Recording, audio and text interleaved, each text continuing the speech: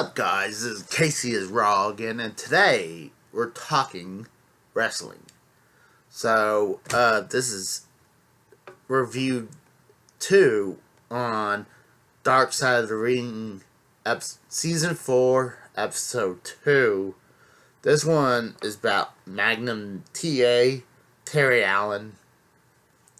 I highly suggest this one. This one was really good. I didn't know much about Magnum T.A. I know the NWA was planning to make him the next World Heavyweight Champion. What Dark Side of the Ring said, he was supposed to be their version of Hulk Hogan. And the way I can see it, because he's kind of like he looks like Tom Selleck. That's why the whole Magnum name. And, he's driving fast cars, motorcycles. He's dressed kind of almost like Hangman Adam Page does. So, Hangman Adam Page kind of looks like the modern day Magnum T.A. That's what he kind of looks like. So, of course, he talk about his beginnings. That he started his ring name was his real name, Terry Allen. To the point where, I did not notice. Apparently, Andre the Giant gave him the nickname of Magnum T.A. because he looks so close to Tom Selleck, to Magnum P.I. So he's like, you're Magnum T.A. So, and he does have that look, and wrestling likes to copy Hollywood a lot. That's kind of like why you have Rob Van Dam, because you got John Claude Van Damme. And, same thing with Kid Cash, Kid Rock, because Kid Cash looks like Kid Rock. And it just kind of like... And you got Razor Ramon, honestly, about Scarface. So that's why. But they pretty much go down his career in the NWA, where he was the NWA United States Champion. And like they said, when you were the United States Champion, you were on the platform to go to the World Heavyweight Champion. See, for the younger people who was not there at that time, and I wasn't either. I started watching at the later 8 stages of WCW and WWF. And during the Attitude Era from 97 upwards. So, United States Championship was their version of the Intercontinental Champion. Had way bigger legacy than the Intercontinental Champion. But, so when you have the United States Champion, that's a big thing. Not like nowadays, even though Gunther is making the Intercontinental title a big thing again, because he's having that great run with the Intercontinental title. And that's what that belt needs. That the Intercontinental belt needs Gunther. So, sorry about running off about that. So, obviously, they just saying he was being groomed to be the next World Heavyweight Champion. He was supposedly going to beat Ric Flair for the big gold belt. And then tragedy hits. He gets in a nasty hydroplane accident in his Porsche, I think, into a light pole or electricity pole, torn it in half, and they said he probably couldn't walk, or that he was not going to have the power to work his lungs, so there was a chance that he might have been in an iron lung for the rest of his life. So, but he's able to move on with life. Obviously, after that crash, he couldn't wrestle again. It that caused a lot of damage, and I could see why, because NWA was putting all their eggs into Magnum T.A. Yeah, their golden boy was Ric Flair, but Ric Flair was their heel champion, and they needed a face like Hulk Hogan. And when that fell apart, the NWA fell apart. Like WWF, they had a lot of top face people. Yeah, they had Hogan, but they could have brought up Macho Man.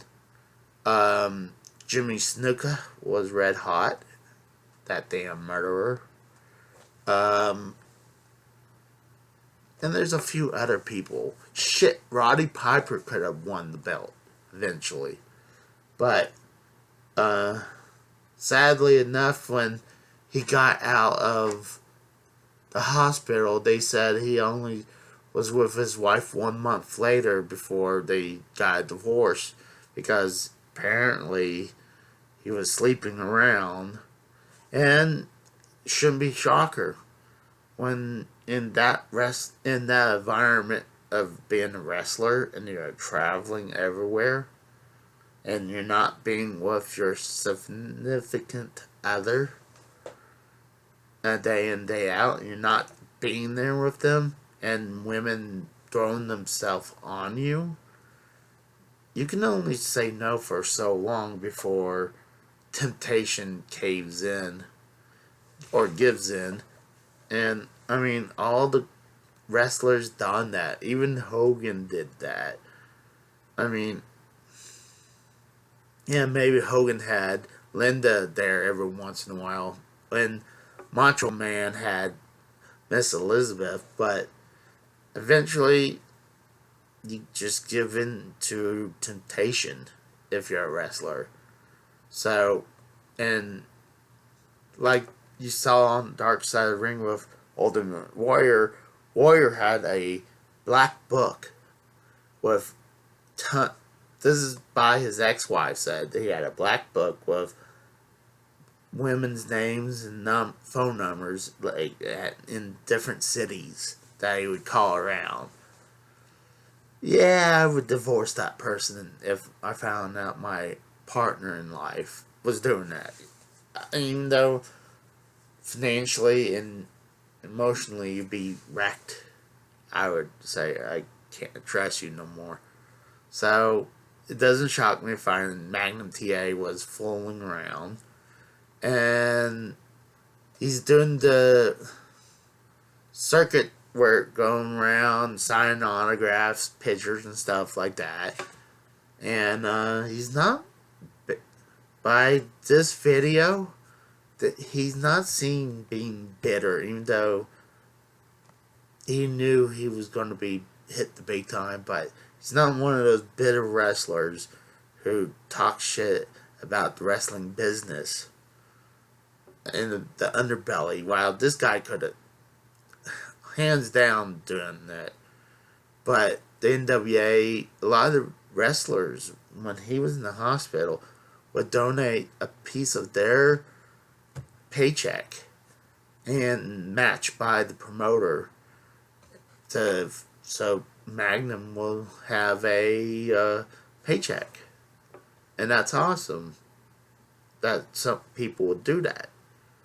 So, later in life, he's more on a kind of scooter ding nowadays, and I don't blame him. The guy has wrecked, his body's wrecked because that car accident, but he's able to move on with life, and he has a new wife. So I'm happy for him, and it was a very good episode of Dark Side of the Ring, and it's not all.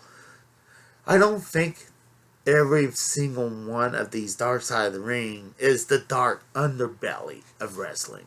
I mean, and this is a great point, a great example of that. So, I mean, a lot of times Dark Side of the Ring is not 100% accurate. So when you're going into watching these, you gotta know that they're not gonna have all their facts straight. But there's gonna be information that I didn't know. Like, I didn't know that Andre the Giant gave him that nickname, and it was, I like this episode 10 times better than the Christian Dino and Sonny episode, because like I said, they could have stretched that to a two-parter. They fast forward through a lot of that. So this, if I had to give this video a rating, I think 7 sounds low. 8 sounds a little too high. So I'm gonna give it 7.5, heading to 8. You know what? How good it was, and it wasn't all negative. I upgraded it to an 8 out of 10. So I highly suggest it. Go watch it if you don't have Vice on cable, dish, whatever. You can watch it on their app. They have free passes. Probably the better way is go on the website and on Vice TV, or you wait a couple days. It's gonna be on YouTube. Don't watch the pirate versions, because they're gonna have, like, either keep replaying the same scenes over and over, or they'll have cut and zoom in, zoom out, so they can get around the copyright, and it looks horrible. So I usually just pay the $2 to enjoy about a 45-minute episode.